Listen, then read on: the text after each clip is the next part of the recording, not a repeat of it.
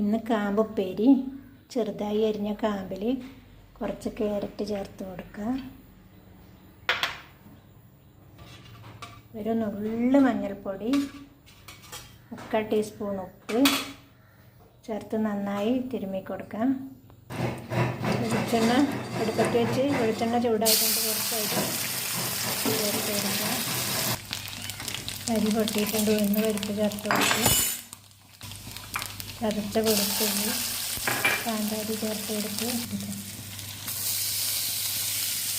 കണ്ട് ചേർത്ത് കൊടുക്കുക. കണ്ട് ചേർത്ത് നന്നായി ഇളക്കി കൊടുക്കണം. ഇനി അടച്ചു കൊടുക്കുക. ഇതൊക്കെ ഇളക്കി അടച്ചു കൊടുക്കുക. ഫ്ലെയിം കുറച്ചിട്ട് അടച്ചു വെച്ച് കൊടുത്തു. തേങ്ങ ചേർത്ത് കൊടുക്കുക. ഇളക്കി ഒന്ന് അടച്ചു കൊടുക്കുക. കാമ്പുപ്പേരി റെഡിയായി പാത്രത്തിൽ മാറ്റും. നമ്മുടെ കാമ്പും ക്യാരറ്റും ചേർത്ത് ഉപ്പേരി റെഡിയായി.